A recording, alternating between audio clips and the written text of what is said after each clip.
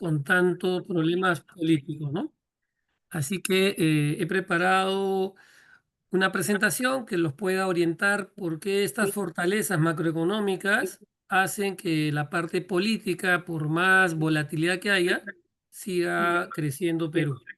Entonces vamos a ver de dónde nacen. Por lo tanto, voy a presentar la idea en esta exposición es que conozcan desde dónde nacen los problemas que venía teniendo Perú, cómo con esos problemas se genera una situación que ancla las variables macroeconómicas para que puedan en un largo plazo dar resultados.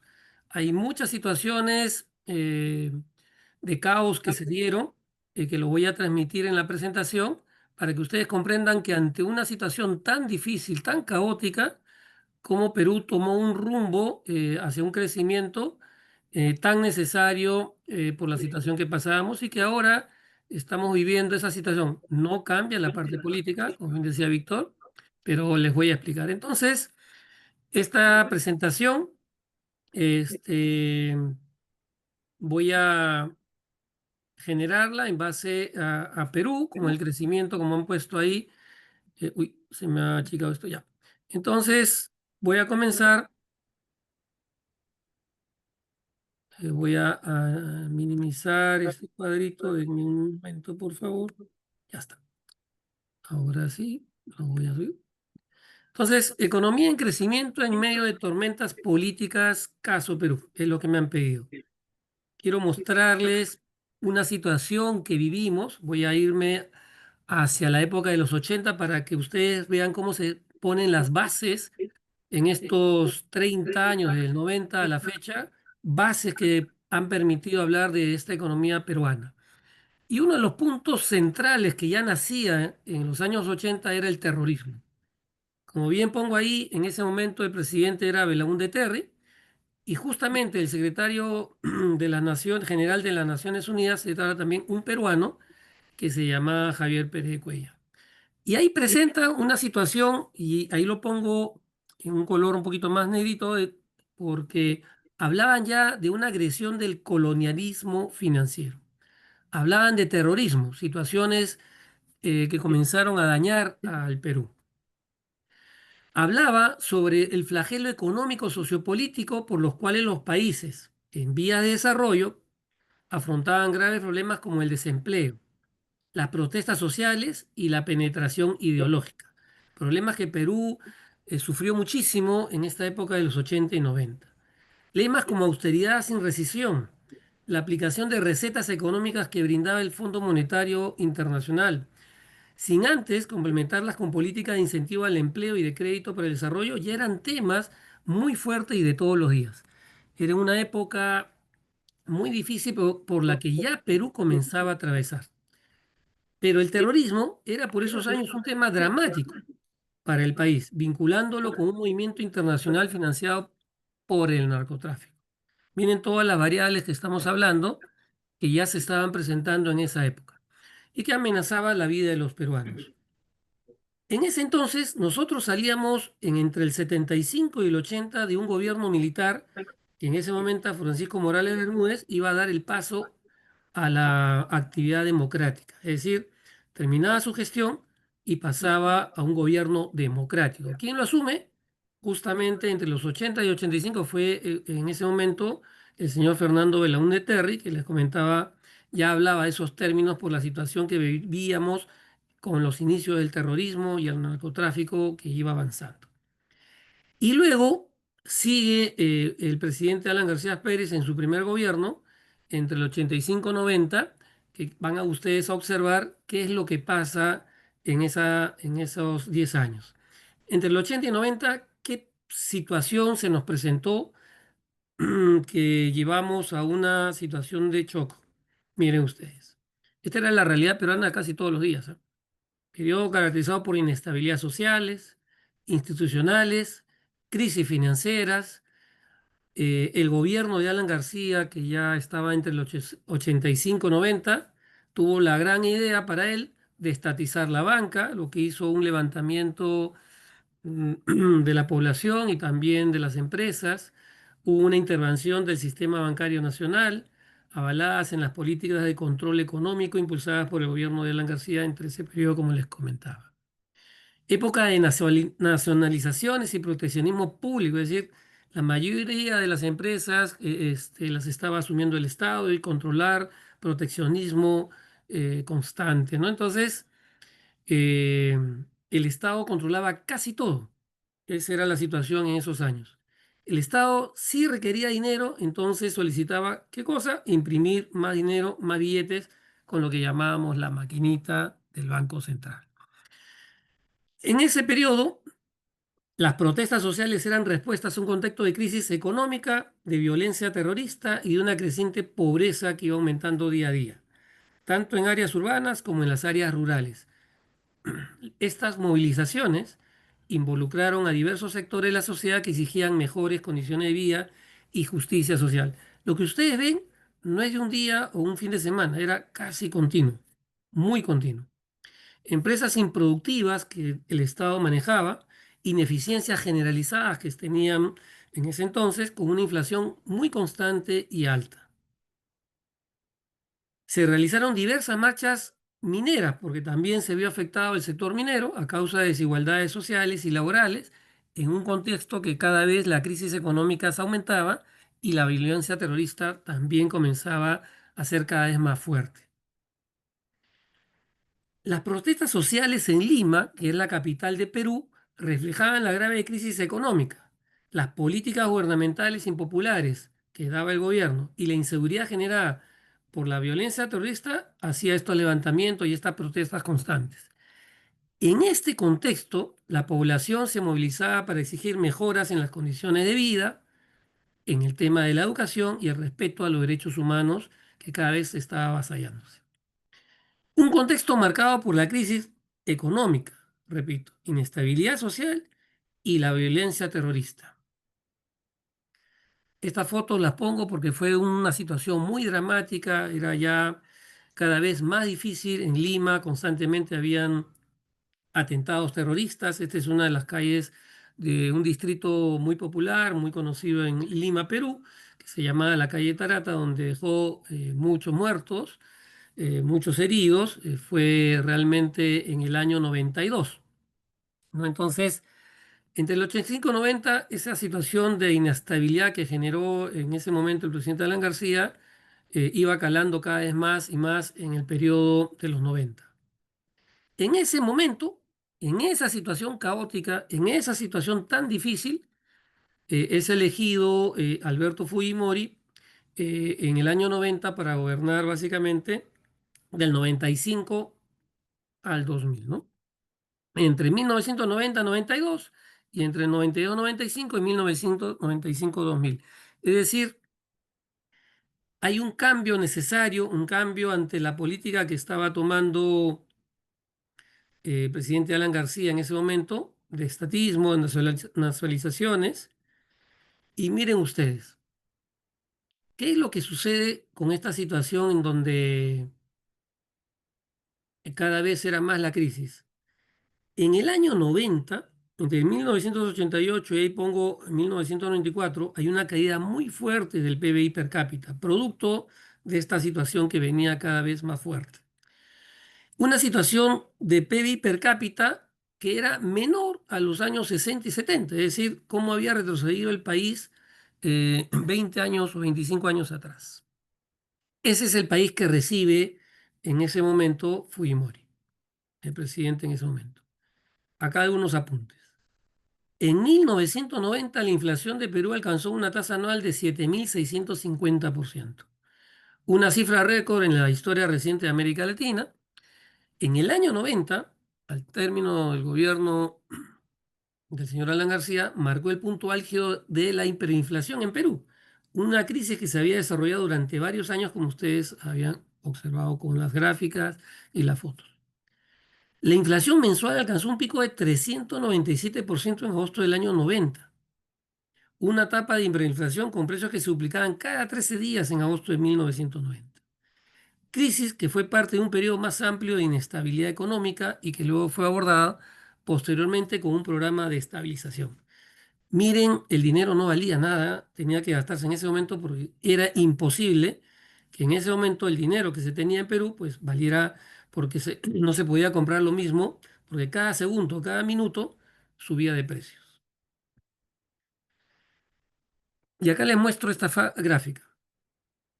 Miren ustedes, la tasa de inflación promedio en Perú entre 1970 y el año 2025 llega a 243,97 por ese hecho del año 1990. En ese año, en agosto del año 90, alcanzó la inflación un máximo de 12.377,32% en agosto del año 90.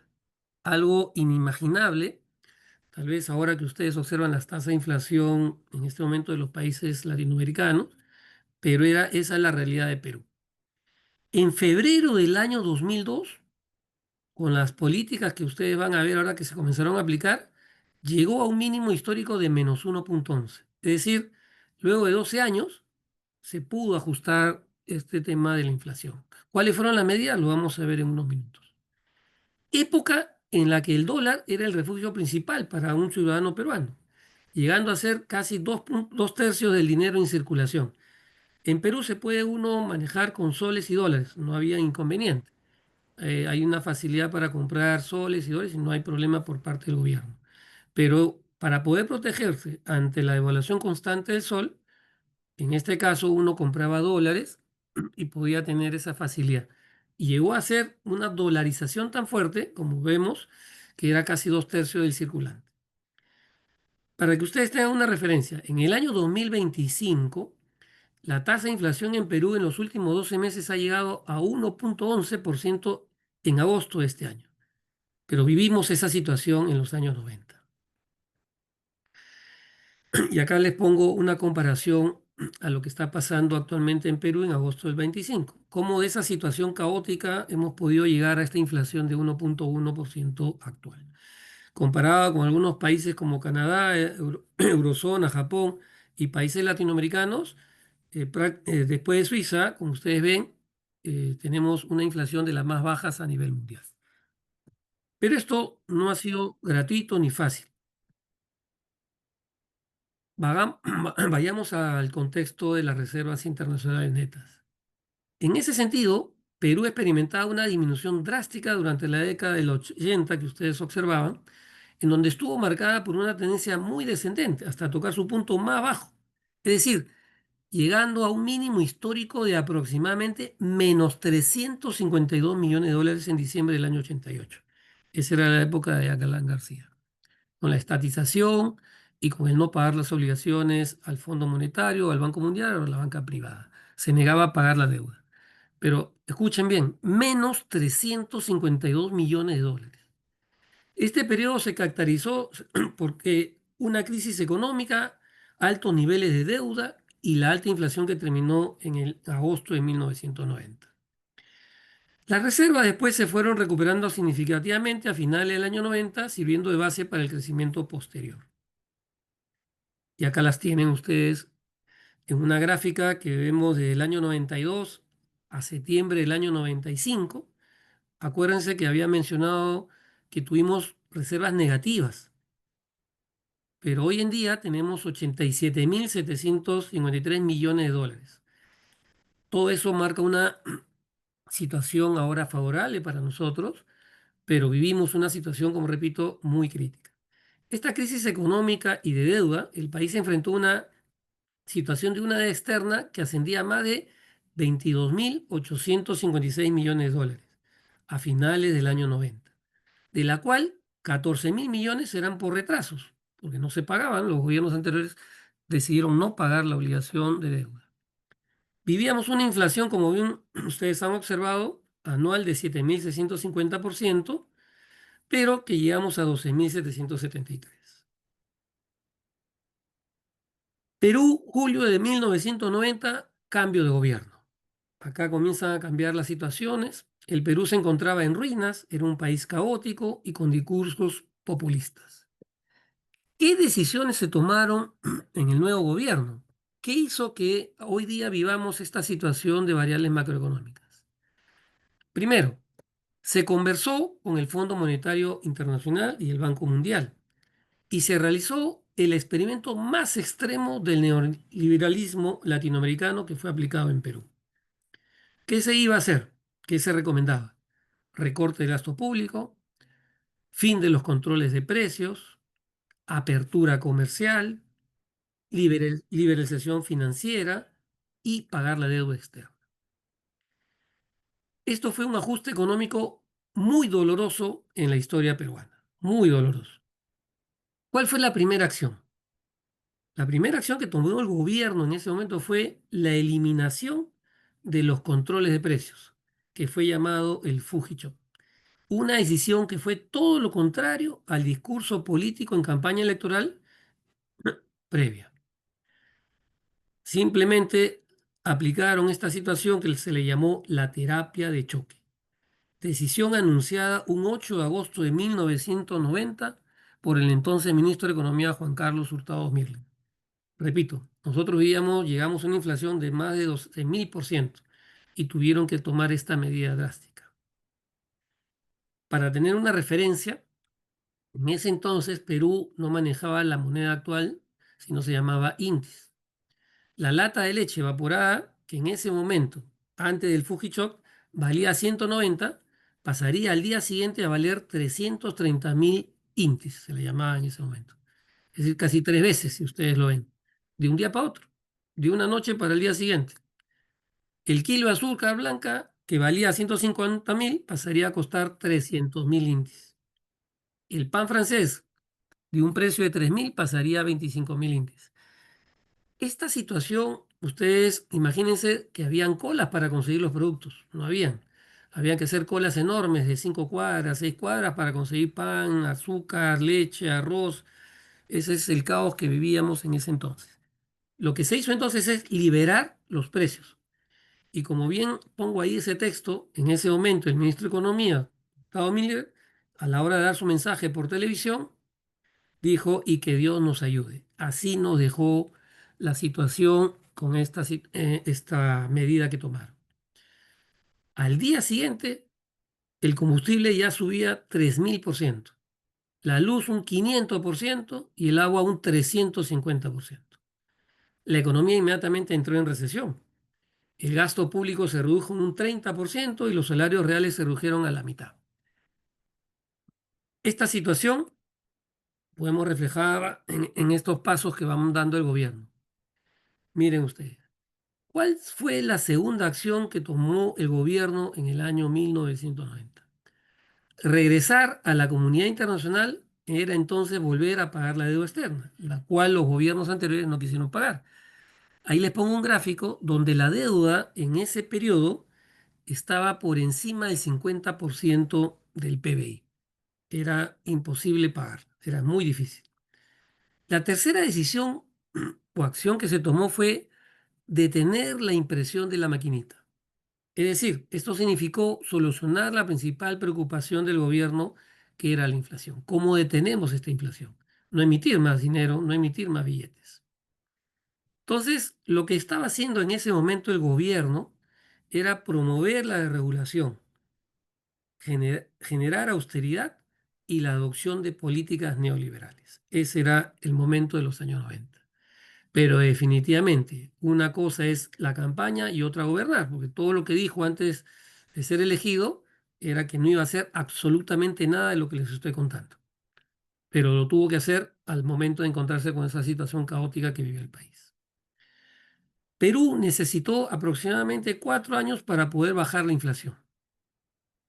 Se requería tomar acciones inmediatas, pero el Congreso de la República no dejaba ejecutar, generaba muchas trabas en el accionar del gobierno. Entonces no daba solución. El Poder Ejecutivo quería actuar y el Poder Legislativo no permitía, ponía muchas trabas para poder realizar. No había dinamismo.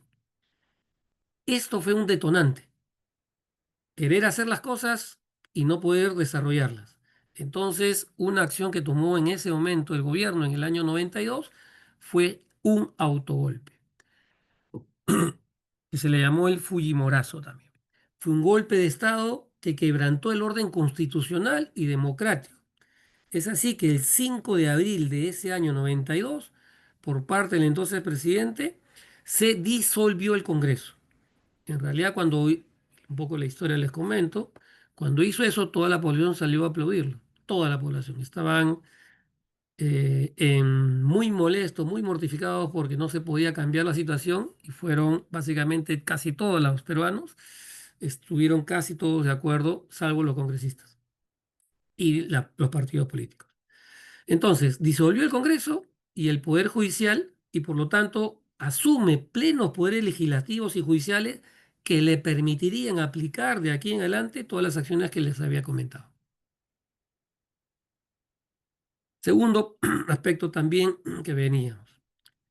Había una situación muy clara con la dolarización. Como les comentaba, el 2/3 de lo que había de circulante eran dólares. Era un gran problema para el Banco Central de Reserva debido a cómo poder aplicar una política monetaria si nadie quería usar la moneda del INTI en ese momento. Por lo tanto, ese problema lo vamos viendo con la política monetaria que se tuvo que hacer. Se hizo un cambio de moneda. La moneda INTI iba a dejar de funcionar y por lo tanto se consideró hacer una nueva divisa que se llamaría el nuevo sol. El cambio era de 1 millón de INTIs, vendrían a representar un nuevo sol. Entonces, 6 ceros volaron inmediatamente esta situación, pero no era suficiente el cambio del billete, simplemente era una modalidad para poder ordenar en la política monetaria. Entonces, ¿qué se hizo? Tuvo que hacer, ya teniendo los poderes legislativo, ejecutivo y judiciales, se redactó una nueva constitución que permitiría proteger, blindar la independencia del Banco Central de Reserva del Perú. Es decir, lo que iba a hacer en ese momento con esa constitución era evitar que el Congreso solicite o el presidente solicite más emisión de dinero. Limitaría la capacidad del Congreso para subir el gasto público. Lo que les acabo de comentar en este momento es un punto de partida que hoy Perú le está permitiendo gozar de esta situación macroeconómica. Esa situación de independencia al Banco Central de Reserva se mantiene actualmente. Eso fue promulgado el 29 de diciembre del 93 y a los 2 días entró en vigencia. Esta decisión tuvo un resultado muy importante en la historia económica del Perú. El resultado fue un total éxito y una decisión que se mantiene a la fecha. Esta decisión ha permitido que la moneda del sol, ya no se llamaba el nuevo sol, sino que ahora se llama el sol, sea una de las más estables de la región. Es así que se comenzó a tratar de controlar la inflación con estas políticas monetarias. Ya tenía herramientas el Banco Central de Reserva, pero no era sencillo. Para 1993 el sistema de tipo de cambio pasó a uno más parecido al sistema europeo o al sistema estadounidense. Aquí el Banco Central de Reserva se centraría en manejar el tipo de interés para tratar de manejar y mantener la inflación y el mercado trataría de ocuparse de lo demás, es decir, de la cantidad necesaria que se requería en circulación.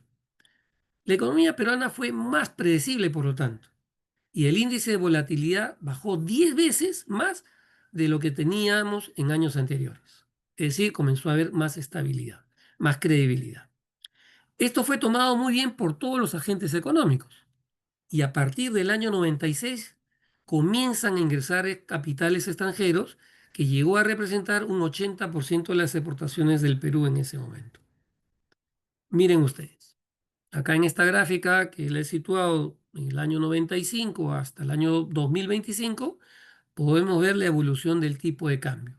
No la estoy comparando con otros países todavía, pero miren, en este caso, cómo el tipo de cambio estuvo en el más alto en algún momento en el 10 de junio del año 21 a 4,13 y el precio más bajo estuvo en 2,25 que fue justamente el 16 de octubre del año 95. Esa es la evolución de nuestro tipo de cambio, que actualmente está teniendo una tendencia descendente en la curva, es decir, se está apreciando frente al dólar. Pero digamos que esos son los mínimos y máximos que tiene el tipo de cambio peruano, no hay más. Esa es la volatilidad en estos casi 30 años. Con la ejecución de las acciones, ahora el gobierno tenía un objetivo central. Necesitaba un cambio del modelo económico del país. Y de esta manera estaría también el plan de los organismos internacionales que venían supervisando al Perú con las medidas que vimos anteriormente. Entonces, ¿qué hizo en la política laboral? ¿Qué se planteó? Existía en ese momento un mercado laboral muy informal, muy alto, debido a que el mercado laboral era muy rígido, lo que generaba muchas ineficiencias económicas, demasiadas trabas para contratar personal. Perú en los años 80, según el índice de flexibilidad laboral latinoamericano, se situaba como el peor país junto con Argentina con este índice. Sin embargo, con los cambios que se vinieron dando, para cambiar esta situación, el gobierno introdujo varios tipos de contratos, lo cual generó un cambio importante, llegando a estar luego a la cabeza de la lista junto a países como Chile o Paraguay con un mejor índice laboral. Sin embargo, aquí hay que acotar lo siguiente. Debido a la situación por la que atravesaba el país, el número de trabajadores subempleados se elevó muy significativamente. No se llegaba al salario mínimo en términos reales, situación que era debido a los gobiernos anteriores. El impacto de 40 al 70% de la población activa se dio en 1989. Y ahora vamos a ver cómo esa población después, cómo encontraría trabajo. Pero era una población que era no productiva. ¿Cuál fue la política comercial? Este punto también es importante y que desde esa época hoy Perú goza de los beneficios de una política comercial abierta. Anteriormente se aplicaba la sustitución de importaciones. Había proteccionismo del Estado, lo cual generó un total fracaso y generó muchos inconvenientes también, dado que no ingresaba muchos dólares a la economía. Aquí el cambio también fue muy radical y se aplicó la mayor apertura comercial de toda Latinoamérica. El arancel promedio, que venía de 66% en promedio, bajó a 16%. Fue categórico. Se eliminaron controles, licencias, tasa de exportación y toda barrera burocrática que evitaba generar un comercio internacional, que eran hasta ese momento más costosas que los mismos aranceles que se aplicaban. Entonces, se trató de hacer administrativamente mucho mejor las cosas. Esta apertura comercial fue realizada de forma unilateral, es decir, no importaba si el otro país estaba de acuerdo o teníamos que pedirle algún beneficio o no. Nosotros dábamos todas las facilidades para poder comerciar. Si el país en buena hora aceptaba en darnos algún beneficio, en buena hora, si no, igual nosotros dábamos una apertura total al comercio. No exigíamos nada a los otros países, simplemente que puedan entrar nuestros productos, comprar y vender, exportar e importar. Eso fue la idea, abrirnos al mercado total. Esto generó que las exportaciones se pudieran multiplicar 5 veces y que las exportaciones crecieran a un ritmo de 8% anual, representando un punto por encima del Producto Bruto Interno en ese momento. También se generó la apertura a los bienes de capital, tema sumamente importante que requería el país en ese momento. Se pagaría un arancel más bajo que el de los bienes de consumo. ¿Qué significaba esto? Que era mejor invertir que gastar, lo cual impulsó aún más el crecimiento en esos momentos. Esta aplicación de medidas se hizo sin bajar los impuestos, los tributos. Por el contrario, la presión fiscal comenzó a subir y creció un par de puntos del Producto Bruto Interno que representaba el ingreso tributario sobre el porcentaje del PBI. Entonces, ¿qué hizo acá? Si bien no se bajaron los impuestos, sí lo que se hizo fue disminuir algunos impuestos que se consideraban más dañinos y en contraparte subió el impuesto a las ventas, que aquí en Perú se le llama el índice general a las ventas, y generó un impuesto temporal al patrimonio de 1%. En ese sentido, se dio una apertura comercial basada en exportaciones de productos agrícolas y de minerales. Fue uno de los temas que saltaron cuando ya se abrió al comercio internacional. Es una de las críticas que se da en ese momento, pero era necesario. Actualmente es un porcentaje de exportaciones tradicionales, que son los minerales, casi el 70%, y del sector agrícola, básicamente los productos no tradicionales son casi el 30%. Pero la idea y la importancia fue que se abrió al mercado Perú. Con esta coyuntura, ¿Qué pasaba con la política industrial? ¿Qué pasaba en el sector industrial? En 1995 el Producto Interno Bruto comenzó a recuperarse a niveles similares de 10 años atrás. El sector industrial se vio afectado, pero sin embargo se mantuvo estable durante toda esta etapa, representando casi lo mismo, el 22% que venía de años anteriores. Ahora, es importante aquí mencionar que durante los años 80 se tenía un modelo de empresas estatales, como bien mencionábamos, en donde se pretendía generar un modelo de economía de escala, pero no había competencia. Eran empresas estatales muy mal gestionadas, empresas industriales grandes y lentas con muy poca productividad, empresas del Estado con presencia política y que a su vez eran saqueadas. Mucho personal en estas empresas, lo cual generaba muchos recursos públicos en entidades que no generaban beneficio.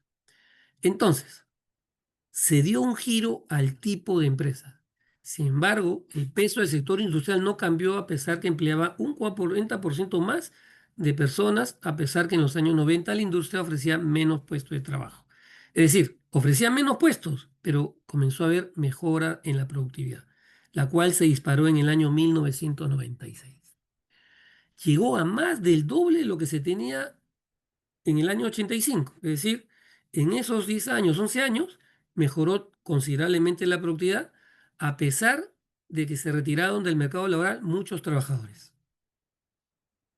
Las acciones que se venían tomando permitieron una mejor descentralización inicial, vamos a llamarla, de la economía, debido a que principalmente y mayormente se centraba en capital. Lima y Callao es la capital de Perú, concentraba el 48% del Producto Interno Bruto. Y luego de las reformas bajó a 44%. Parecía un número, o parece un número no muy grande. Sin embargo, es muy significativo porque comenzó a descentralizarse la economía. Los trabajadores pasaron de empresas grandes a pequeñas empresas, pero se logró una mejor productividad industrial. En el año 84, las empresas con más de 100 empleados daban trabajo al 37% de la población y cayó en el año 93 a 25%. Pero, repito, la productividad se elevó o subió, se mejoró significativamente. Esta situación era debido a que estas empresas grandes, empresas estatales principalmente, eran, repito, ineficientes y muy politizadas, generando grandes pérdidas para el gobierno.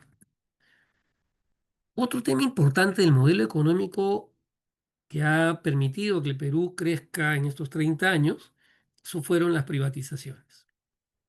Aunque eran empresas estatales, pero se dio un gran paso al privatizar muchas compañías que eran básicamente controladas por el gobierno. El Estado controlaba empresas en todos los sectores productivos. La decisión de privatizar generó, por ejemplo, que de un 50% del sector minero que estaba controlado por el Estado, con estas reformas se cayó a menos del 2%. Se liberó el sector minero. Las privatizaciones generaron no solo ingresos al fisco, sino nuevas inversiones. Entonces ya no solamente era privatizar, sino que comenzaron a verse compromisos de nuevas inversiones. Ahora, acá hay un ejemplo, dos ejemplos que pongo, ¿no? Hierro Perú era una empresa estatal, fue privatizada a unas empresas chinas. Y solo ese hecho permitió un aumento de la producción de hierro, pero no solo en esa empresa, sino en todo el país del 50%, para que ustedes se den una idea. En el área de telecomunicaciones, en donde anecdóticamente les voy a contar, para conseguir un teléfono de esa época, podían pasar 5 o 10 años y uno no tenía teléfono. Se privatizó a una empresa llamada Telefónica de España, hoy conocida como Movistar. Pero era muy difícil tener un teléfono en casa. Habían teléfonos públicos, pero teléfono de casa, por los problemas de ineficiencias, uno tenía que esperar años.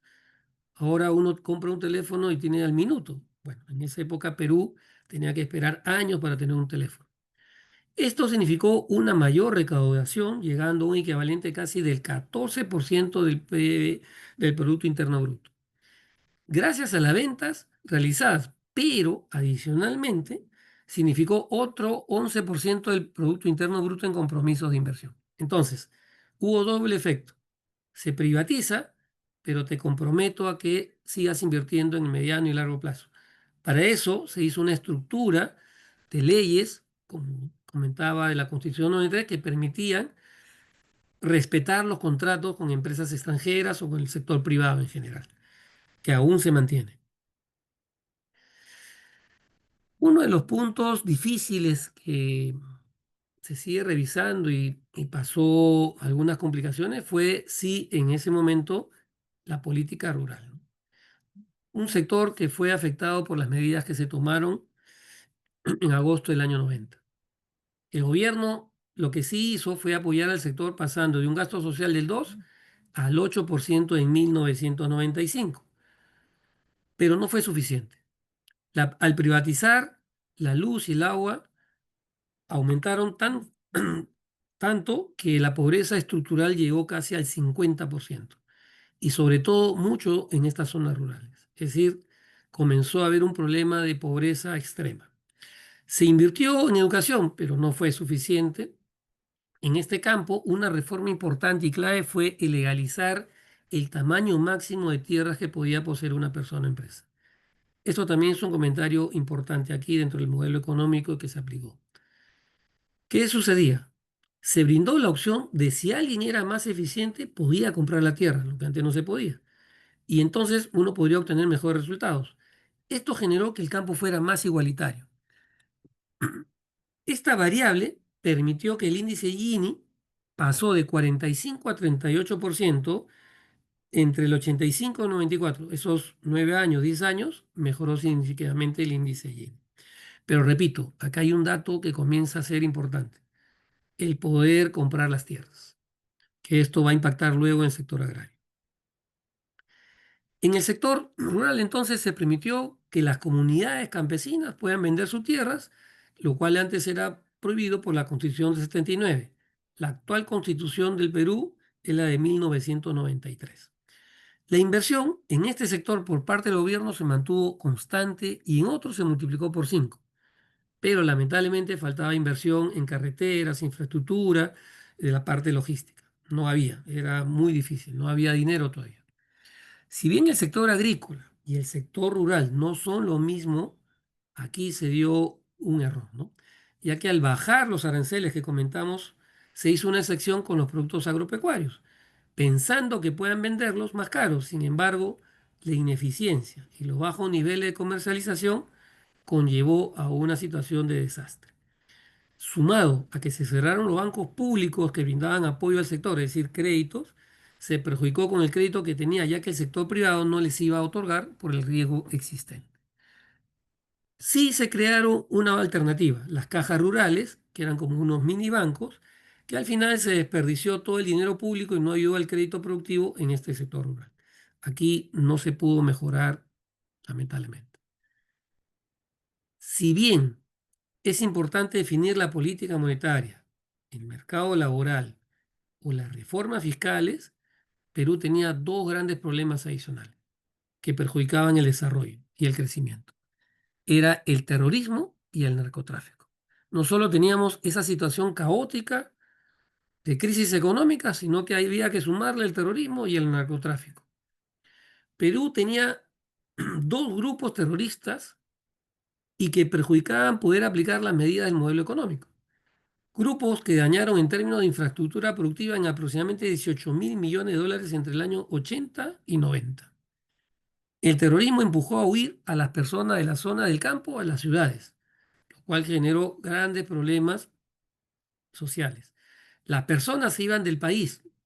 Se consideraba que entre 1985 y 1988 salieron cerca de 155.000 peruanos al extranjero, la mayoría muy jóvenes y cualificados. La gente se iba del país. La verdad, la crisis era demasiado fuerte. Esta situación de cobrar cupos, extorsionar y generar miedo y muerte evitaba el crecimiento y desarrollo del país dado el alto riesgo que existía. Entonces, no solamente la crisis económica, sino qué hacemos con esta situación de narcotráfico y terrorismo. El narcotráfico y la cocaína en 1991 representaba casi el 3% del Producto Interno Bruto, con un valor cercano a los 1.600 millones de dólares. El perjuicio era mucho mayor, ya que por cada dólar que ingresaba por la cocaína, la economía sufría el doble de daños colaterales. La violencia, la corrupción, la contaminación y además financiaba a los terroristas. El perjuicio económico era casi la mitad de toda la recaudación fiscal que tenía en ese momento el país. Entonces, ¿cuáles fueron los factores claves para un cambio importante? Primero, un mercado laboral más flexible, la apertura al comercio internacional, una industria que cambió de un lastre estatista y de una economía cerrada a una economía abierta. La nueva constitución de 1993 le dio la independencia al Banco Central, una fuerte inversión privada por las estatizaciones y también por las nuevas inversiones que vendrían, y la apertura con los organismos internacionales. Se comenzó a pagar la deuda externa en un inicio, lo cual fue muy duro, pero que a largo plazo la normalización financiera dio sus frutos. Hoy el Perú, por ejemplo, no tiene deuda con el Fondo Monetario Internacional. Perú tuvo entre el año 2005 y 2014 el mayor crecimiento económico de Latinoamérica, y lo podemos ver aquí. Como ustedes ven, esta gráfica que está desde el año 1989, con las caídas del PBI en esa época de ese gobierno del señor Alan García. Luego, en el año 90, ya con los cambios estructurales y los modelos económicos que se aplicaban, tiende a dar sus frutos ya a partir del año 2000, donde ya el crecimiento del Producto Interno Bruto llega a niveles de 5 o 6% anuales, lo cual da una mirada importante a todos los inversionistas del mercado internacional. El 28 de mayo del 2000 se realizaron las elecciones presidenciales en el Perú. Alberto Fujimori buscaba un tercer mandato consecutivo, pero el proceso estuvo marcado por acusaciones de fraude, manipulación electoral. La oposición, liderada por ese momento por el señor Alejandro Toledo, denunció irregularidades y pidió la anulación de los resultados. Acá comienza otro tema distinto en el Perú, un quiebre.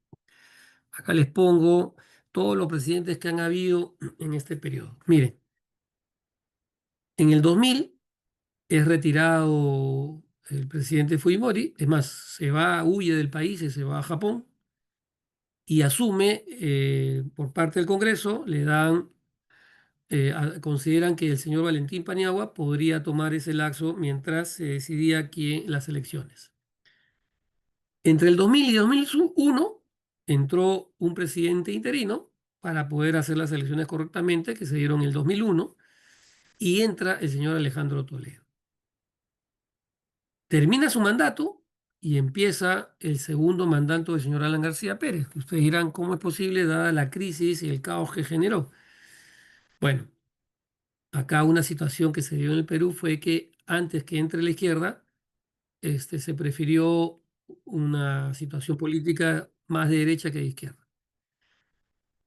Luego termina su mandato y en el 2011 a 2016 Ollanta Humala ingresa. Quiero hacer mención a lo siguiente. El presidente entre el 2001 y 2006, Alejandro Toledo, en este momento está en la cárcel. El señor Alan García, entre el 2006 y 2011 y su primer mandato, también por los juicios y los casos, terminó, hoy está muerto, se suicidó. Entre el 2011 y el 2016, el señor Ollanta Humala, que como bien usted ve, duró 5 años, en este momento también está en la cárcel, él y su esposa. En el 2016 y el 2018, que solo duró 2 años, Pedro Pablo Kuczynski renuncia por la presión social, pero también está en la cárcel. Entre el 2018 y el 2020 asume su vicepresidente Martín Alberto Vizcarra y en ese periodo, que duró 2 años, también es retirado por una situación de corrupción y también está en la cárcel, ¿de acuerdo? Está enjuiciado. Asume interinamente por unos meses el señor Manuel Merino. Con él debido a que no se llevó un consenso en el Congreso, eligen al señor Sagasti para que sea la persona que lleve a elecciones en el año 21. El año 21 al año 22, como ustedes, un año fue elegido el señor Castillo, que era del lado de la política izquierda, asume un año, quiso hacer un golpe de Estado, es atrapado y ahorita también está en la cárcel. Esta es la situación política, señores. Ahora, yendo al 22, sale el señor Castillo y la persona que continúa asume de su propio partido es la señora Dina Boluarte, que el 10 de octubre del año 25, hace pocos días, en este mes, es destituida también, es retirada por ineficiencia. La retira el Congreso y asume el que en ese momento es el presidente del Congreso de la República, que es el señor José Enrique Yeri Ore, que actualmente está como presidente. Y asume con la condición, obviamente, de que las elecciones se den el 12 de abril del 2026. Como Perdón, ustedes ven, profesor, la sí, razón principal por la que cae Dina, ¿cuál es? Porque si la bueno, economía iba bien, bueno, en realidad acá les puedo comentar algunos detalles. Como ustedes ven, hay una serie de presidentes que han continuado, pero que todos ellos, la mayoría está en la cárcel con juicios, porque las medidas del modelo económico que se publicaron en el año 90 han permitido que siga creciendo el país. Ahora les voy a mostrar todas las gráficas. Pero sin embargo, la corrupción que había en ese entonces y cada uno de estos presidentes fue descubierto, han motivado que vaya a la cárcel. Pero en el caso de la señora Dina Boluarte, ¿qué es lo que ha pasado? Y les voy a explicar. Miren, nosotros en el año entre los 80 y 90 vivimos una época de terror y caos como ustedes han visto. Pero fue controlada porque en ese entonces el señor Fujimori en ese gobierno agarró a los cabecillas del terrorismo y los encarceló. O sea, es decir, terminó con el terrorismo, lo eliminó, lo cual generó mayor tranquilidad y por lo tanto un evento importante en lo que era la inversión privada, la inversión internacional, mayor tranquilidad. Terminó. En el caso del, del narcotráfico, en el corto plazo hubo la captura de varios cabecillas y por lo tanto también disminuyó el consumo y la producción de cocaína, ¿no? Entonces, por ese lado, ese caos, eliminar el terrorismo y bajar el narcotráfico y controlar la situación de crisis, generó un ambiente, una situación muy favorable para el Perú para que pueda seguir creciendo y aplicar su modelo económico. Pero en el caso eh, ya de los años 21, 22, donde entra Castillo, donde entra la política más ligada al sector de izquierda, hay una situación lamentable. En nuestro país, en Perú, hay una situación de inseguridad total. Es decir, hay cada vez más extorsiones, más asesinatos, más cobro de cupos, hay una situación de muertes constantes, todos los días matan a gente porque no está pagando el cupo. Es más, les puedo decir, comenzaron a ver las huelgas de transportistas de las empresas de transportes. ¿Por qué? Porque las empresas de transporte comenzaron a ser extorsionadas, les pedían cupo, bandas, bandas de delincuentes, que si no pagabas el cupo, al chofer lo mataban. Y lo siguen matando, no ha terminado eso. Comenzaron algo que no vivíamos cuando se eliminó, como bien les comenté, el terrorismo y la situación. Si bien había ciertos temas de inseguridad, no había ese nivel como hoy en día, en este momento. Entonces, el no actuar contra la inseguridad, contra el tema de las extorsiones, contra el tema de la muerte constante, ya comenzaba a criticarse el gobierno de Dina Boluarte, porque no hacía, era inoperante en esa parte. No actuaba por más que decía, por más que había toque de queda, por más que salía el ejército, por más que daba órdenes, no se terminó ni se terminaba la situación. Y lo más crítico era que aquella persona que, por ejemplo, hacía taxi, le cobraban cupos también. Y si no pagabas ese sol o 2 soles o 5 soles o llamémosle medio dólar, $1, lo mataban delante de todos.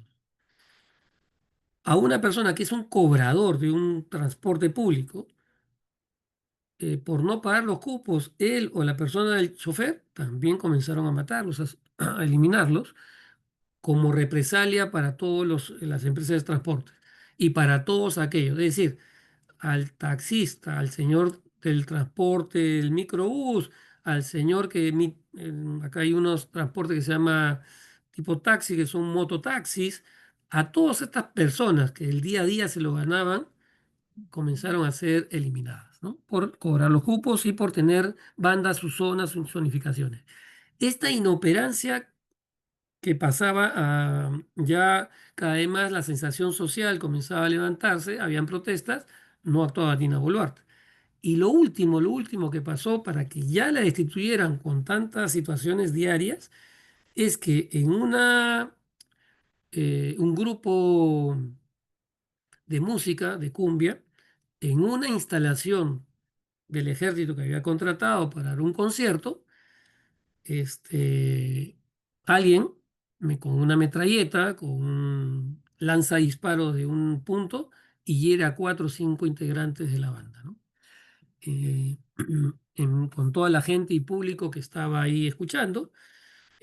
Como repito, esto era lo último que pasó, porque ya también las bandas y orquestas eran extorsionadas y muchos han sido muertos. Esto significó, digamos, que ya el público, la sociedad se levantara y el Congreso tomara la decisión de declararla inoperante, ineficiente, y de acuerdo al artículo del Congreso, como tienen por la ley, la Constitución de 1900, tienen la potestad de destituir al presidente de la República de acuerdo a una cantidad de votos determinada, ¿no? Por mayoría. Entonces, deciden, ante esta situación, y no hay una accionar ni un cambio, el 10 de octubre, casi a las 12:30 de la noche, del 10, o sea, en la madrugada, por votación mayoritaria, es destituida y le dan la presidencia al presidente del Congreso, que es el José Eri, que es actualmente el presidente. Esa parte eh, de decisiones y acciones tienen la potestad del Congreso de la República del Perú. Por eso es que hay tantos cambios que ustedes ven y lo pongo acá porque realmente es lo que viene pasando. Sin embargo, repito, toda esta situación política, si bien se ha dado, miren cómo las variables se van a afectar. Miren, estaba buscando ayer información para presentarles a ustedes. Ha sido tan rápido los cambios políticos que esta plataforma que se llama Refinity o Thomson Reuters aún no ha cambiado el nombre de la presidenta porque lo sigue teniendo ahí, Dina Boluarte, que actualmente ya no es. Es tan rápido, hay actualización constante de las variables macro, pero esta parte política ha sido tan violenta y tan inusual que todavía acá en la plataforma aparece su nombre. Ya no debería, ¿no? Un poco como colorario les comento. Pero miren, para que ustedes vean el tema del tipo de... ¿Cuánto ha afectado el tipo de cambio o una variable macroeconómica con la destitución de un presidente de un día para otro, ¿no? De un momento a otro? Pues en vez de que salte, pues más bien se ha mantenido estable, no ha variado, más bien está apreciándose todos los días. Es un contexto externo, pero en el caso peruano se sigue apreciando. Entonces, observamos que el tipo de cambio ahora que está a 3,39 soles por $1, que antes estaba en 3,45, 3,50, 3,60, ha ido disminuyendo, es decir, se ha ido apreciando. Pero uno esperaría que ante un cambio de situación de riesgo político, pues el tipo de cambio suba. No, no subió. Lo que sí pasó cuando asumió el gobierno Castillo, que ustedes observaban, en el 2021 asume él y como era de medidas del lado más de izquierda, pues hubo una fuga masiva de dinero, de capital, y el tipo de cambio se disparó a 4,13, ¿no? Que les comentaba fue el pico más alto que alcanzó en los últimos 30 años. Pero ahora lo que está sucediendo es que eh, el tipo de cambio, a pesar de esta situación política, se mantiene muy estable. Repito, la independencia del Banco Central de Reserva ha permitido estabilidad. Y aquí en esta gráfica les muestro. La línea blanca que ustedes observan, que es la más baja, es la volatilidad o el movimiento que tiene el tipo de cambio en el tiempo. Ahí ustedes observan que desde el año 95 al agosto del 2025, a octubre, perdón, del 2025, cómo se ha venido comportando el tipo de cambio. Si bien hay volatilidad, comparadamente a países como México, Brasil, Chile o Colombia, es uno de los más estables. Ustedes ven que la línea anaranjada viene a ser el movimiento del tipo de cambio que tiene Chile. La línea amarilla viene a representar el movimiento de tipo de cambio de México. La línea celeste o azul vendría a ser Colombia y la más volátil es la de Brasil. Todas esas economías, si bien tienen otro manejo de tipo de cambio, hay volatilidad, mucho más volatilidad que la tiene Perú, que observamos comparativamente a estas economías, es mucho más estable. Repito, ¿por qué? Porque en Perú se hace la flotación que se llama sucia. ¿Por qué se llama sucia? Por lo siguiente.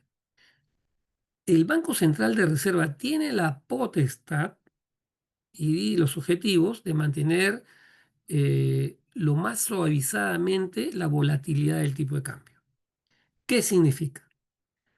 Cuando hay una subida muy fuerte del tipo de cambio por motivos externos o situaciones coyunturales, lo que hace es el Banco Central es salir a vender progresivamente el tipo de cambio para que suavice. Es decir, que no sea un impacto rápido, fuerte, sino que sea paulatino.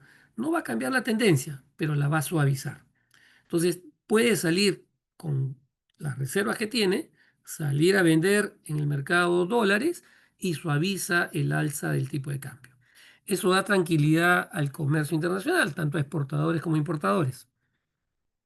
Lo mismo, cuando el tipo de cambio tiene una situación de tendencia de apreciación o el tipo de cambio baja, por ejemplo, como ahora, que se está dando en estos meses, el Banco Central lo que hace es salir a comprar dólares. Tiene la posibilidad de salir a comprar todos los días la cantidad que considere y con eso suaviza la caída, porque si no el tipo de cambio estaría mucho más abajo.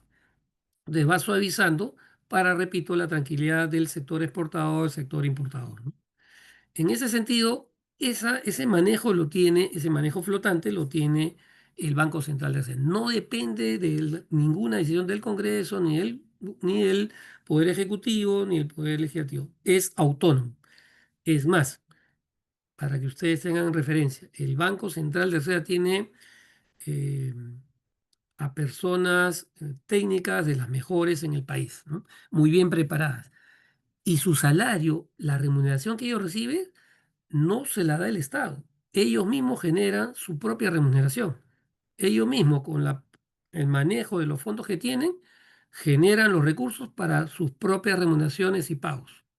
Entonces, hay un control bastante estricto ahí, ¿no? Es muy profesional la institución del Banco Central, que es liderada por el señor Julio Velarde, que es reconocido como el mejor banquero mundial en muchas situaciones, en algunos años, ¿no? Él viene estando en distintos gobiernos, pero como ustedes ven,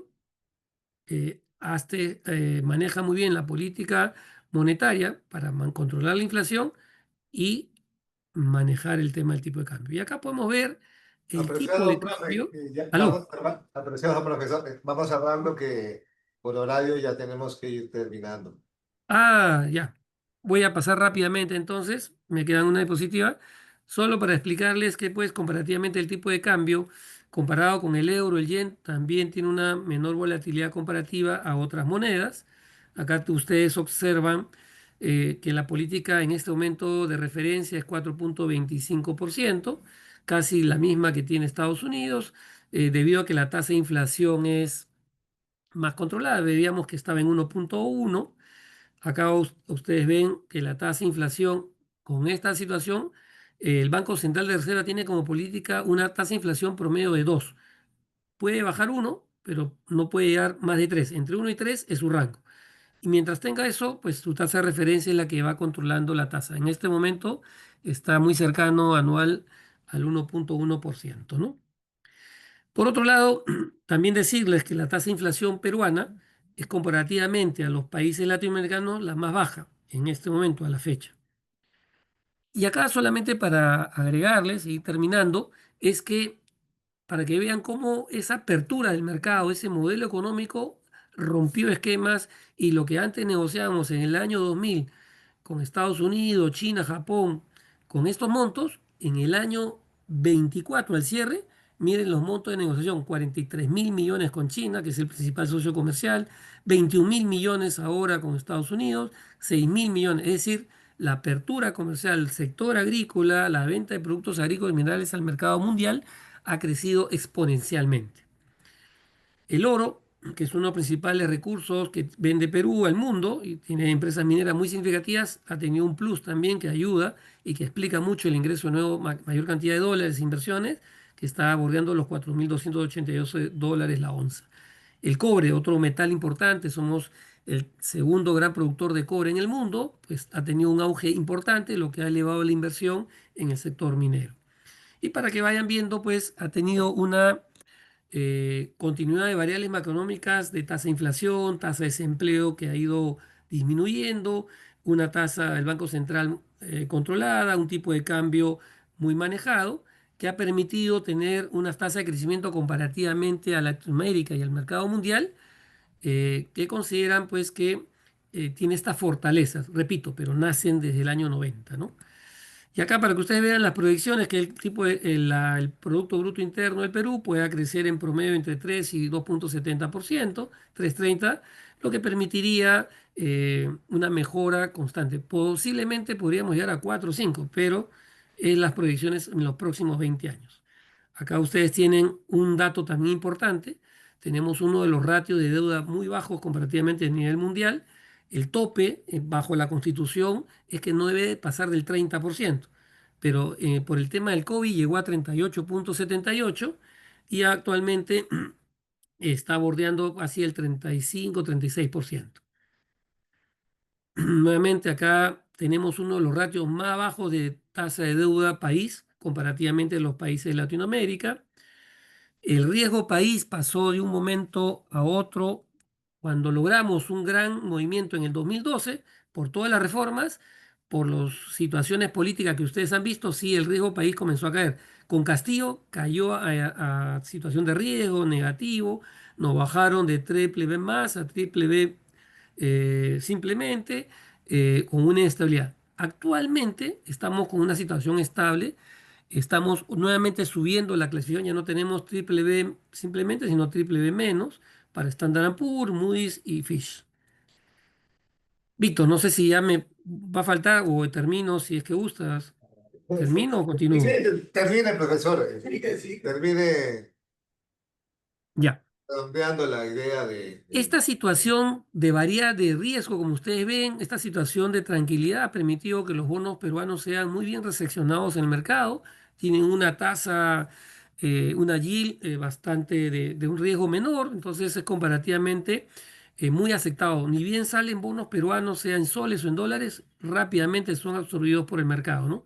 Acá, por ejemplo, vemos que la tasa de Perú, en este caso en soles, es 6,17%, comparativamente en dólares es 5%, pero están generalmente sobre la par.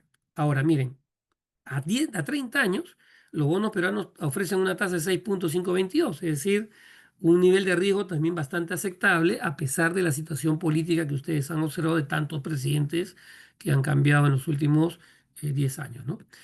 Y para que vean, comparativamente, acá tenemos, voy a pasar esta de acá, acá tenemos las tasas de bonos peruanos, chilenos, colombianos, argentinos y de Brasil. La línea roja que ustedes ven es la de Chile, que es la que tiene mejor nivel de riesgo. La peruana que ustedes ven, que es muy larga, es porque Perú hace unos años atrás, 3 años aproximadamente, emitió bonos a 100 años que fueron rápidamente capturados por el mercado nacional e internacional. Pero tenemos bonos a 100 años. y tiene una tasa comparativamente a los demás países también muy aceptable. Y eso tiene que ver mucho con el riesgo país, más baja, ¿no? Acá tenemos una tasa de desempleo que ha ido regulándose. Por el COVID se elevó tremendamente, casi a 12%. Ahora está cercano al 6,5%. La idea es que llegue a 6 aproximadamente como política de gobierno. Comparadamente a los países de Brasil, Chile, Colombia, Perú pues está en este nivel también de tasa de desempleo muy cercana. Casi es el segundo con menor tasa de desempleo que está obteniendo. Pero repito, desempleo, pero no formal, sino el 70, casi el 80% del empleo en Perú es informal. Y por acá, toda esta situación, solo llevándolo a la mejora que ha habido continua a través de los años y que a pesar de la política de los gobiernos ha seguido la empresa privada construyendo, generando tecnología, invirtiendo en bienes de capital, consiguiendo tasas adecuadas, cada vez más atractivas, invirtiendo en sector minero, agrícola, haciendo que los desiertos sean ahora áreas de cultivo muy importantes, logrando pues el mercado bursátil explotó. Ustedes ven ahí en el 2000 el mercado bursátil peruano con las empresas que había, que son más o menos 240, 250, tiende a tener un impacto muy positivo y a generar pues tasas de rendimiento muy importantes. Y, por ejemplo, si yo comparo la rentabilidad de la bolsa peruana con respecto a Colombia, Chile, el Standard Poor's y Brasil, es una de las más altas comparativamente en el periodo 2000-2025, ¿no? Ha tenido tasa de retorno muy fuerte por el impacto positivo en todas esas empresas que han seguido invirtiendo en el país. Y acá podemos observar, ¿no? Tasas que a abril del 2025 llegaban a tener rentabilidades de 29, 24%, algunas negativas que estoy poniendo ahí, pero que en términos del periodo entre el 2000 y 2025 había un promedio de 2.400% de tasa de rentabilidad del índice peruano. Independientemente de cada empresa, como ustedes ven, las principales son sector minería, sector servicios, sector eléctrico. Y acá, en dólares, si lo pasamos a dólares, la diferencia no es tanta, porque igual, sea dólares o soles, debido a la estabilidad, vamos a decir, del tipo de cambio, es 2.309% en promedio. Es decir, ya o mantengo soles o mantengo dólares, la tasa de rentabilidades no se aleja mucho.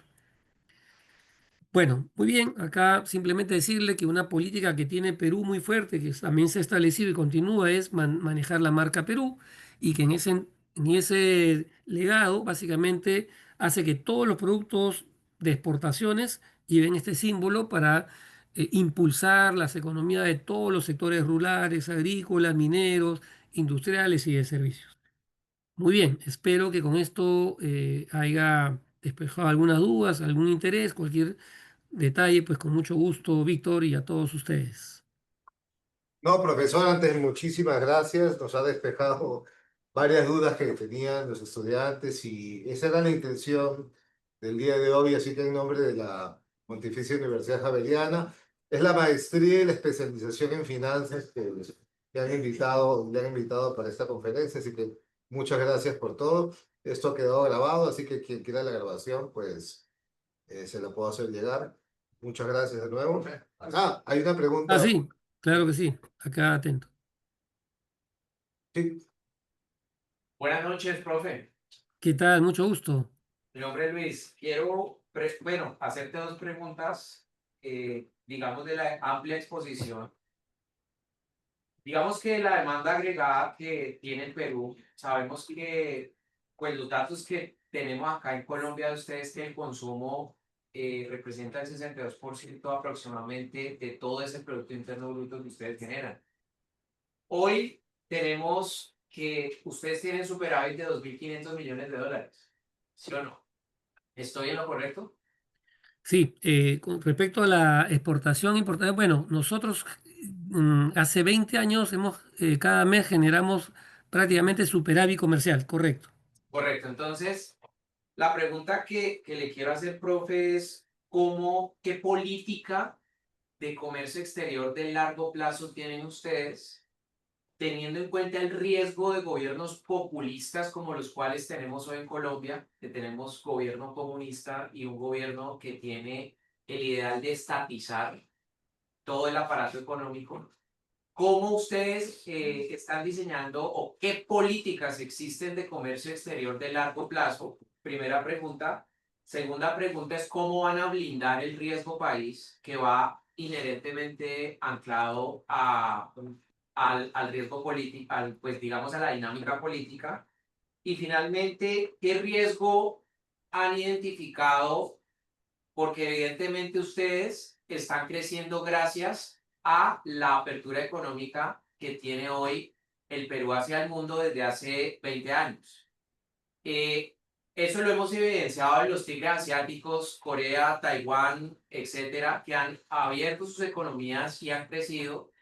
Ustedes dependen cerca del 50% del cobre y del oro, de todas las exportaciones que hacen. ¿Cómo blindar de que un gobierno populista no entre a cambiar ese rumbo? ¿Cómo lo están haciendo? En Colombia, por ejemplo, infortunadamente tenemos un presidente que nos restringió las exportaciones de carbón, que es nuestro segundo producto más exportado hacia el mundo, y eso ha afectado necesariamente nuestra balanza comercial. Entonces, esa básicamente es mi última pregunta. ¿Qué riesgo han identificado en la creación del puerto chino que acaban de poner bandera en su país? Ah, ya. Bueno, acá Chancay se llama el puerto peruano. Correcto. Bien, gracias. Interesantísimas sus preguntas. Paso a contestarle una por una. Lo primero que he anotado acá es las políticas comerciales que tiene Perú. Bueno, no lo he puesto directamente en la presentación, pero como bien puse una gráfica de cómo han crecido las exportaciones, el comercio internacional en el Perú ha pasado exponencialmente. Le comento acá algunas políticas que se hicieron muy importantes. Durante esos gobiernos del año 90 hacia adelante, consideraron que para la apertura comercial, si bien Perú básicamente se abrió, lo que identificó es, voy a hacer TLC, Tratado de Libre Comercio con la mayor cantidad de países que pueda, con aquellos países con los cuales yo pueda generar tanto ida y venida de mis productos, tanto de bienes de capital que uno requiere, como también comenzar a tener mejores tasas de aranceles. Esa decisión fue fenomenal. El gobierno tomó la decisión de hacer tratado de libre comercio para que haya mayor facilidad a mejores aranceles con los países. Y tenemos una gran cantidad de tratados de libre comercio y no paramos hasta ahora. Acabamos de firmar uno con India, y seguimos haciendo con Corea, lo cual genera que los productos que se venden, ya sean minerales, pero que también ahora se ha abierto la gama de agroindustria. Me llamo, vamos a decir, uva, palta, arándanos, fresa, mango, fruta seca, todos esos comienzan a salir al mercado internacional. Entonces, uno, los tratados de libre comercio han generado una gran facilidad para el comercio internacional, para los exportadores. Dos, una de las decisiones que se tomó es participar en la mayor cantidad de ferias que se pueda, algo que no se hacía, pero es una inversión fuerte. Pero Perú trata, mediante su organismo del gobierno, de participar en las ferias internacionales donde se exponen todos los productos peruanos, desde la gastronomía, que es uno de los puntos, nuestras frutas, nuestras verduras, nuestros minerales, nuestros servicios. Entonces, hay un gran empuje por parte del gobierno, hay un área, felizmente se mantiene, de mostrar al mundo las ventajas de comprar productos peruanos. Tercero, el último símbolo que mostré en la diapositiva. Para que identifiquen a Perú comparativamente a otros países, se generó una marca, un sello, que es Marca Perú. Ese sello le han generado publicidad en Estados Unidos, en Europa, en Asia, en África, de tal manera que cuando uno vea todo producto peruano, lleva marca Perú. Identifica que es un producto peruano y que por eso básicamente es reconocido en el mercado internacional. Esas medidas, tres que estoy mencionando ahorita, han hecho un gran potencial para todos los sectores. En ese sentido, no son las únicas, pero han abierto el mercado. Pero ¿qué ha pasado? Eso ha impulsado que el productor, por ejemplo, agrícola, el inversionista en el sector agrícola, compre tierras, produzca, ingrese con tecnología y tenga mejores condiciones que exportar de Chile o de otro país, porque Perú tenía TLC, que no todos los países lo tienen. Esos TLC generan un mayor ingreso y apertura y mejor rentabilidad que en otros países. Entonces, ha habido mucha inversión que entraba al Perú para los que tienen más tecnología de el sector agrícola, que antes era el 5 o 3% de todas las exportaciones, ahora está en 30%. Ahora, pero también hay lo que hay desiertos que había en Perú, gracias al tema del agua, se han convertido en grandes zonas agrícolas. Entonces, cada vez hay mayor inversión. También hay un tema de consideración por los productos peruanos, pero cada vez mayor inversión en el sector agroindustrial que está generando un impulso fuerte paralelo a lo que es el sector minero.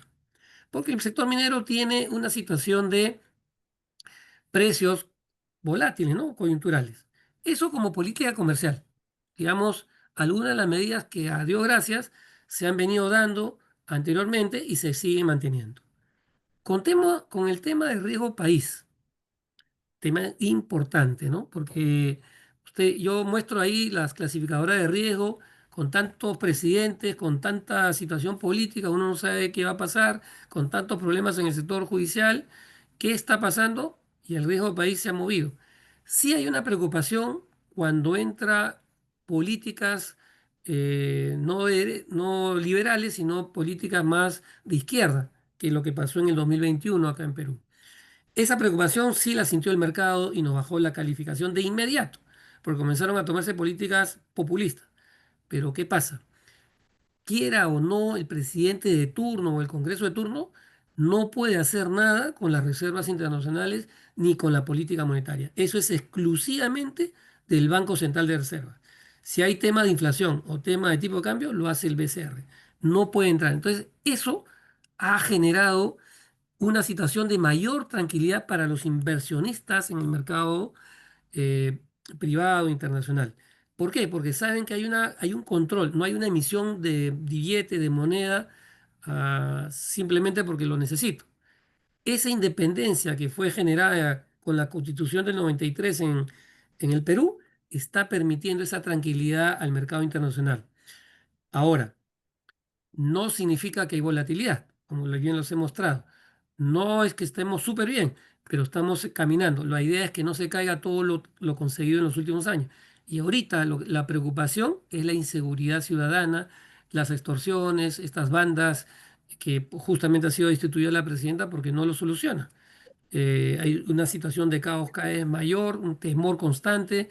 Las empresas pequeñas, minoristas, están cerrando porque los están asesinando, bombardeando, tirando bombas. Hoy día, por ejemplo, que estaba en una reunión de directorio, el abogado que estaba presente tenía que salir porque acababan una empresa de seguridad, habían puesto una bomba y habían volado las 20 ventanas, lo que antes no se vivía, porque, como repito, se acabó el terrorismo y se acabó esa situación. Nuevamente la estamos tomando y hay que terminar. Eso es un tema de riesgo país que sí está latente, que puede generar, pero que, repito, las variables macroeconómicas, el sostén, que es el Banco Central, muy técnico, está permitiendo una tranquilidad todavía en las variables, en la clasificación de riesgo. Por eso que muestro los bonos, porque los bonos siguen siendo muy aceptados. Hay una credibilidad total en que el país no va a caer en default, sino al contrario, va a pagar y honrar sus obligaciones financieras, ¿no? Como lo viene haciendo. Por eso son muy bien demandados los bonos peruanos cuando son emitidos, ¿no? Eso con respecto al riesgo país. Sigue latente el tema político, como digo, y de inseguridad. Y con la tercera que me decía, riesgo, ¿qué riesgo vemos? Bueno, uno por este lado, eh, a ver, por un lado, el tema que le hablo de seguridad, pero hay un tema que sí vemos muy complicado, muy de situación de derecha, izquierda, centro. En el Perú se están presentando 43 personas para presidencia en el año 2026. Demasiado riesgo. ¿A quién elegimos? ¿Cómo? Es por eso que en el año 21 fue tan desagregado también que con solo 14 o 15% de la votación fue elegido el señor Castillo, que era del lado izquierda. Esa demasiada desagregado la población electoral es muy peligroso. Deberían haber dos, tres, no sé, hasta cuatro partidos que agrupen para que no haya este riesgo que usted bien comenta, ¿no? Un riesgo que puede dañar las políticas económicas o las políticas que se vienen tomando en el sector laboral, sector económico, sector financiero, sector monetario. Pero ese riesgo está latente. Repito, hay demasiados postulantes a la presidencia para el abril del 2026, que hay un presidente en este momento que va a ver que todo eso que se conlleve correctamente, pero eso está disonado. Lo otro es que esos partidos no son partidos tradicionales, son partidos nuevos. Y eso obviamente deja mucho el tema de cómo conocer con quién me voy, porque no lo conozco por los antecedentes. Como los partidos, sea de derecha o de izquierda, destruyeron el tema por el tema de corrupción, por el tema de robo, por el tema de robo de dinero, teniendo herramientas para crecer, que ahora, como yo mencionaba, están en la cárcel, la gente ya no cree en esos políticos tradicionales. Entonces aparecen nuevas opciones y esas nuevas opciones es el temor de que sea demasiado desagregado para saber. Ahora, lo que sí ha pasado en estos 3 años es que la gente no quiere esta situación de inseguridad que lo ha permitido el gobierno de izquierda, porque no ha hecho absolutamente nada. Así tenga la fuerza policial o militar, no ha hecho nada. Entonces, sí están muy preocupados por ahí, ¿no? Entonces, esos riesgos es un poco lo que estamos viendo, ¿no? Los riesgos ciudadanos, los riesgos que están en todas las ciudades del Perú y este tema tan desagregado de la política en el Perú, ¿no? Y un último punto que usted me decía, ¿cómo blindamos esta situación?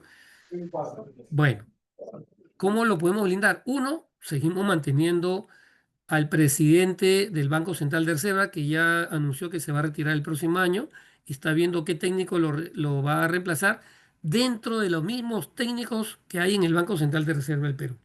Pero eso debe seguir blindado, no puede, es decir, y un tema que ahí le comento, hubo una intención hace unos años atrás de romper la Constitución del año 1993, lo cual era un enorme riesgo. Entonces, felizmente no se llegó a esa situación, pero si alguien quisiera cambiar la Constitución del 93, esto se cae, ¿no? Es un riesgo latente que usted me preguntaba. Entonces, ¿cómo se blinda? No tocando la Constitución, porque los resultados son obvios. Hay mucha pobreza en el Perú todavía, pero las condiciones de trabajo, condiciones de inversión, se están mostrando día a día con el crecimiento en exportaciones, industrias, sectores. Entonces, lo que hay que hacer es que no cambie esa situación. Lo que necesitamos es gestión, personas profesionales en el sector del gobierno, profesionales en cada ente del ministerio, que lamentablemente se viene llenando y se ha llenado de personas que no hacen una buena gestión, ¿no? Y por último, usted me preguntaba el puente de Chancay, yo le doy mi opinión personal y profesional. El El puente de puerto. Chancay ha sido una del sector privado, silencioso. No ha participado para nada el gobierno. Le ha dado las facilidades que sea. Pero eso es una inversión china, que en total deberían ser 3.000 millones de dólares, pero ahorita solo ha terminado con 1.500. Pero solo en los mm, 10 meses que ya se inauguró, porque fue en diciembre, ha generado más del 30% de lo que esperaba generar. Es decir, está siendo un éxito, poco a poco, paso a paso. ¿La Pero- porcentaje peruano cuánto es, profesor? ¿Ah? ¿De participación peruana? Es ¿La peruano, qué? ¿no? Es peruano chino, pero peruano, ¿qué porcentaje de No, sí, participación? chino, 100%. Chancay es de una empresa china, 100%. Es una empresa que ha invertido sus 1.500 millones. Tuvo inicialmente con una empresa que se llamaba Volcan, que ya se ha ido retirando, pero ellos han invertido 1.500 millones para que su puerto de Shanghái, de Chancay. China, Shanghái, eh, pueda llegar al puerto de Chancay, porque tiene la posibilidad de venir contenedores, barcos con contenedores de más de 2.000 contenedores. Es el puerto, el único en Latinoamérica en este momento, en la zona del Pacífico, que pueden llegar barcos con gran cantidad de contenedores y ahí distribuirlos a la zona. Entonces, ¿qué han hecho? Y le comento, si antes, y esto por experiencia cuando estaba en la consultoría, si le costaba a un exportador peruano traer de Europa o de Asia $4.200 un contenedor, ahora vale $2.900. Y si antes me tomaba ese mismo contenedor 42 días, ahora llega en 29 días a Chancay. Lo que sí sucede, eso es un tema que se irá mejorando, que llegan y la carretera, la infraestructura, como comentaba, no es suficiente para el volumen que se está manejando. Hay un tema que tiene que ajustarse. Entonces prefieren traerlo por Callao, están viendo, porque hay un tema ahí, pero que en algún momento va a explotar, va a mejorar. Entonces, el bajo costo, el bajo tiempo, Chancay es una expectativa fuerte que hoy en día, no sé si ustedes han escuchado, ¿qué es lo que está interesado China? No solamente es en Perú.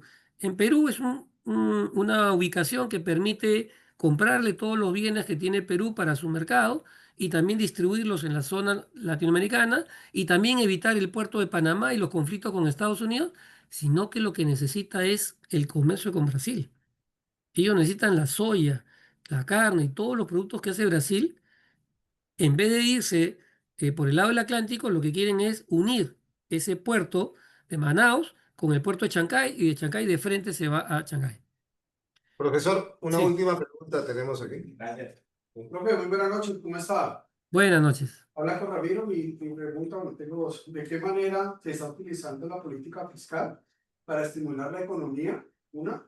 Y la segunda es, ¿cómo afecta todo este contexto internacional, actual que tenemos, de guerra, de todo lo que hay actualmente, el tema de relaciones con Estados Unidos, con todo lo que está pasando acá en Sudamérica, a la economía de Perú? Un favor, la segunda pregunta no le capturé bien, ¿podría repetirla, por favor? ¿Cómo afecta el actual contexto internacional, ¿sí?, Ya, a la economía de Perú? ya. Bueno, ahí tengo algunas observaciones interesantes que creo le va a gustar. Mire, primero vamos al tema fiscal, me dijo, ¿no? Al tema de la política fiscal, ¿no es cierto?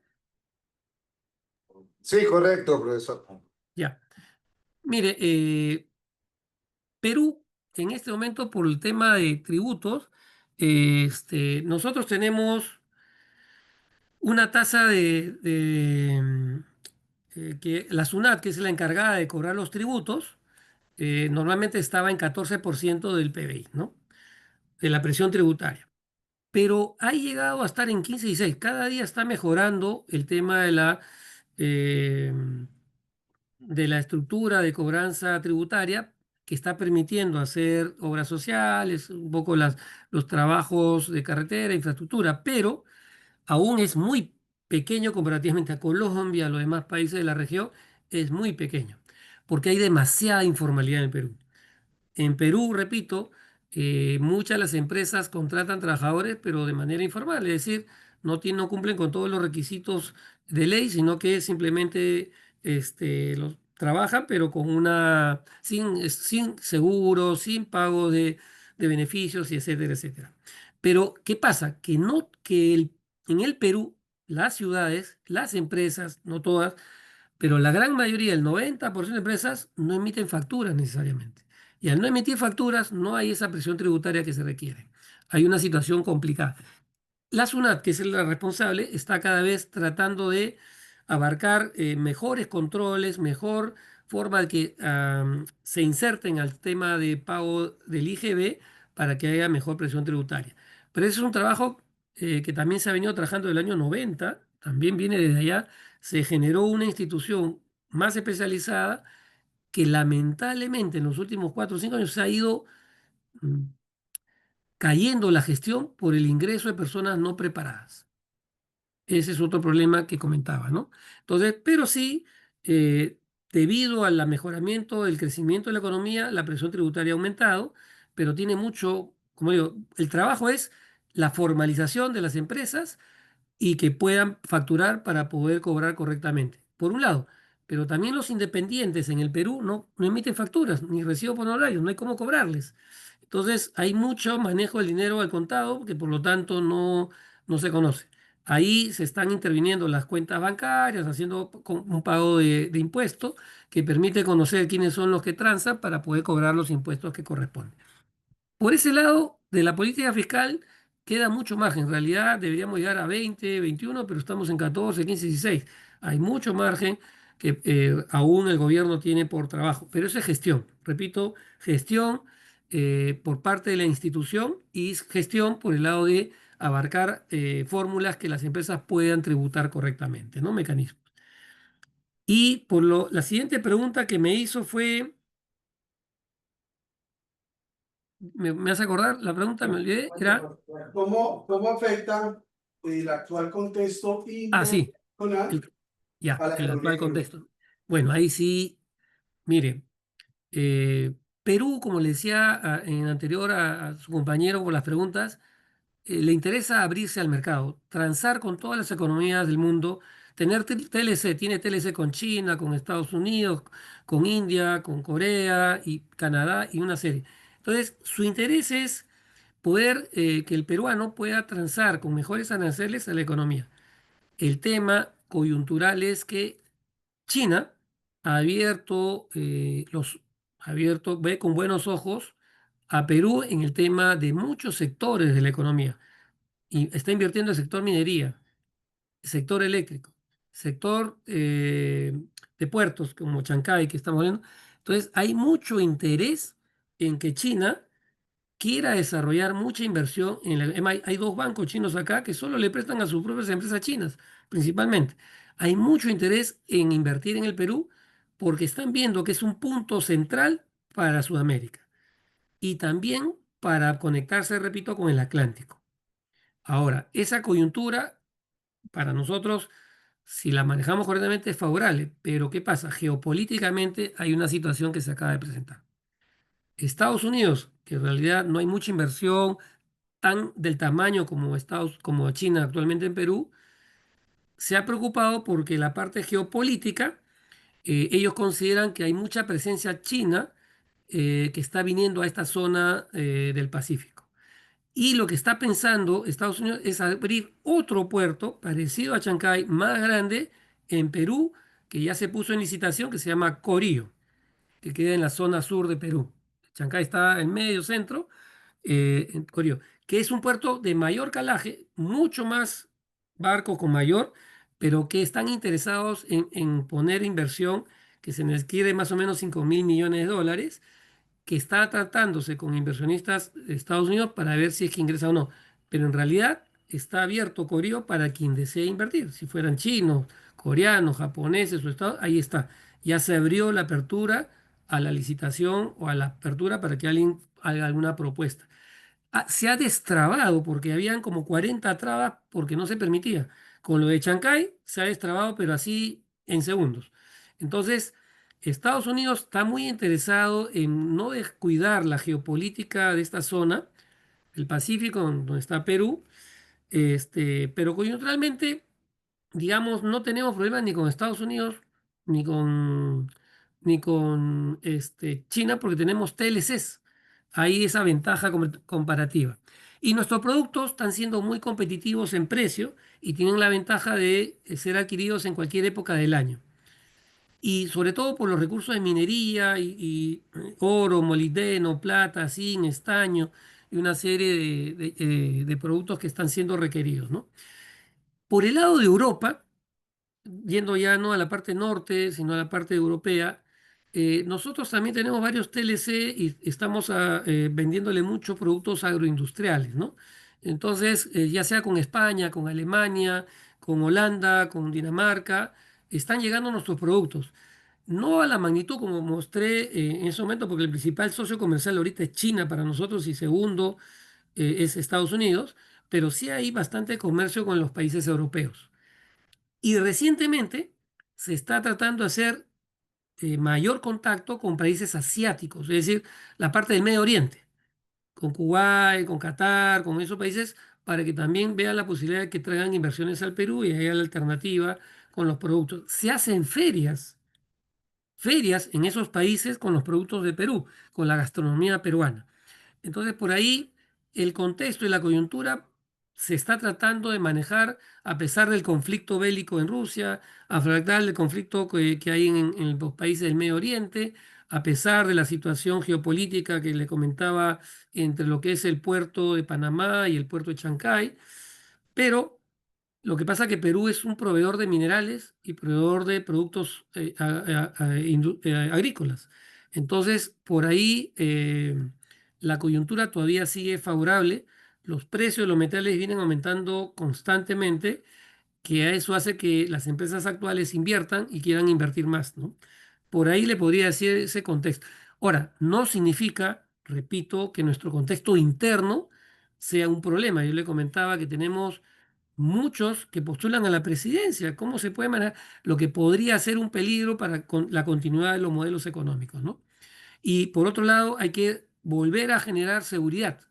Lo que este gobierno de turno está tratando de hacer ahora con las medidas que está tomando día a día, que estamos escuchando al presidente actual y a su equipo para ver cómo solucionar el problema, por lo menos hasta abril del 2026, que suma que vienen a ser las elecciones, ¿no?